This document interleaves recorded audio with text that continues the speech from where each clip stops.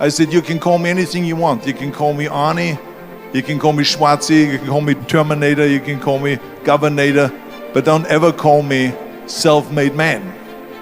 I said, because I did not get to that point by myself.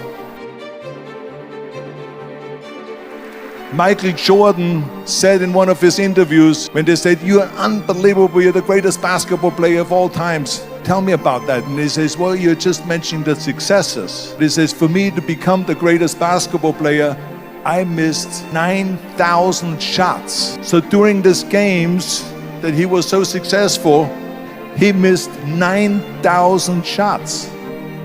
Does it make him a failure? No. He's one of the greatest basketball players of all times, but he failed 9,000 times. Do you get it? We have so many of those people that say no, and you can't do it, that's impossible. But when you start doubting yourself, that's very dangerous. Because now what you're basically saying is that if my plan doesn't work, I have a fallback plan, I have a plan B. And that means that you start thinking about plan B, and every thought that you put into plan B, you're taking away now that thought and that energy from plan A. And it's very important because plan B becomes a safety net. It says that if I fail, then I fall and I get picked up and I have something else there that will protect me. We function better if there is no safety net. One of the main reasons why people want to have a plan B is because they are worried about failing. We all fail. It's okay.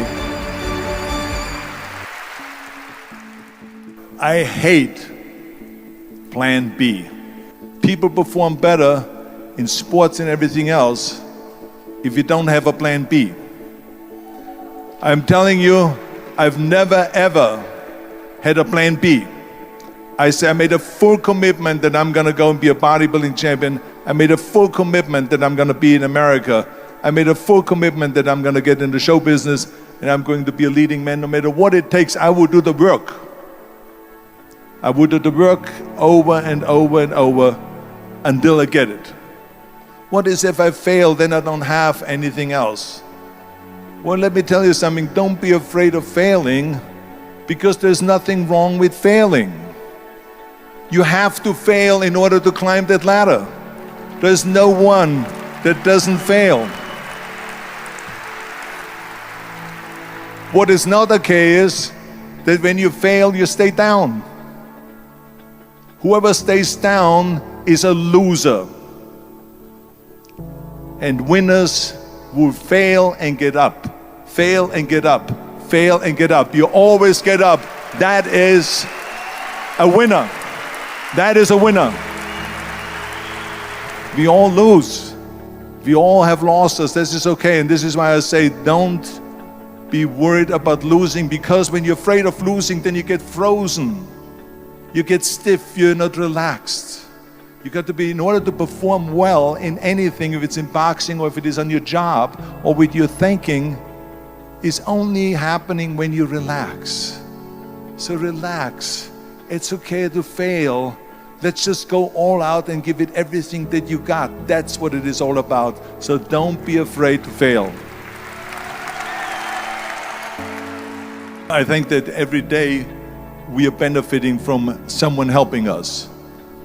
That's why I said earlier, there's no such thing as a self-made man. I mean, when you think about it, you're born and you need your parents to raise you. You need your teachers to teach you. You need your coaches to do sports. Out of the thousands and thousands of people that helped me, Albert Bussig was one of them that helped me to translate into English so I could fill out my entry form for the Mr. Universe contest. And then he flew with me to London to the Mr. Universe contest. He was an extraordinary friend that took thousands and thousands of pictures since then and helped me in every one of the competitions and everything, was a huge supporter. But this is the kind of people that you need. We need help.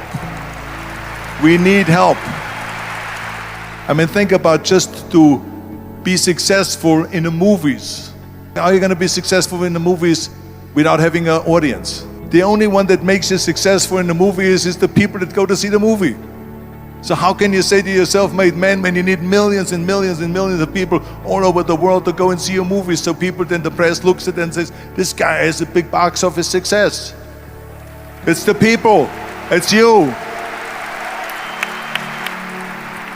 Imagine if Jürgen and I both think that we're self-made people and this hall right now is empty. No one here. Do you think this will be a successful conference? No. Who makes it successful is not him and me. We are just one little molecule that is added to the equation. But you are the ones that make this conference a successful conference. So thank you, all of you, for being here today. You are the ones that is making it big. You can only feel complete as a person if you think about what can you do for your fellow member around you that maybe needs help. I felt like that everyone has a different motivation why you get into that. I was an immigrant going to America, and I saw how America was the most generous country in the world. I mean, they opened up their arms to me, they helped me, they invited me for Thanksgiving dinner to people, they helped me. And I saw that firsthand, this generosity in America.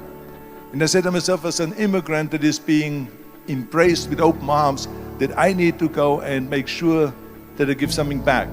Right? Because I started thinking about how did America become such a great country? How did America become such a generous country? Well, I look back in history and I realized that people have fought for America, and people have died for America, and people have suffered for America. And so it's my job now to contribute to keep it as being the #1 country in the world. And this is when I started feeling obligated, and I said to myself, so what can I do? I'm a bodybuilder, what can I do?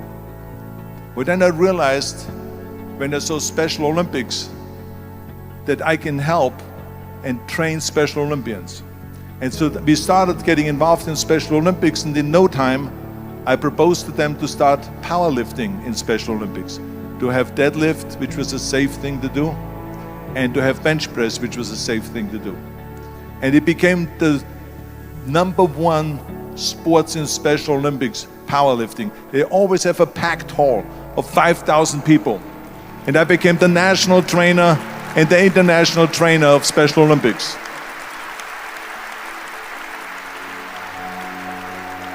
And I tell you, I felt so good. I felt better than winning a bodybuilding competition, going to one of their competitions and seeing 100 of those athletes from all over the world competing in powerlifting and being happy and being included and being felt that they're equal to all of us.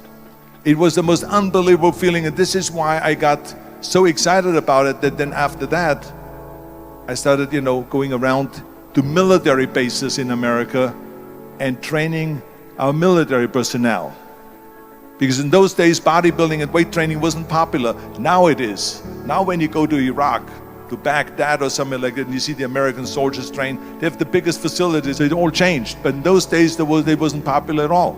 So I went from military base to train the soldiers and the sailors and the airmen and all of them. And the more I got into that, the more I realized how good it feels to give something back. And that's when my idea came about after-school programs, because after school, when I traveled to all the schools to train students, I saw there was a huge gathering of students after the school was over outside the school.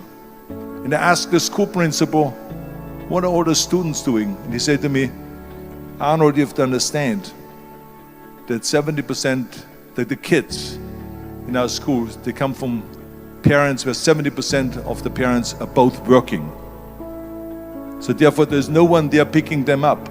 So that's got me the idea to start after school programs, to keep those kids in school while the parents are working, and to offer them homework assistance, tutoring, sports and fitness programs and arts programs, music and painting and so on. And it became a huge success. So as you know, it becomes addictive. When that became very successful, now we have after-school programs all over the United States. Then, of course, when 2003 happened, where there was a governor's race in California, I said to myself, now is my chance to jump in there and to really give everything. And people said to me, he says, are you crazy to run for governor? When you're governor, he says, you cannot go and make movies anymore. I mean, I know that you can't run the state and make movies. Of course not. He says, well, you would lose all these millions of dollars. I mean, you're getting 20, 25, $30 million a movie, you will lose that. I say, I don't care. I say, all the money that I made is because of America. My success is because of America. Everything that I've accomplished is because of America. I say, so for me now to give something back for 7 years and not to make money makes no difference to me. I say, I'm gonna do it. And I jumped in the end of the race and did it. And let me tell you something. I'm not poor because those 7 years I didn't get paid. I'm perfectly fine. And it made me feel good that I could give back to America.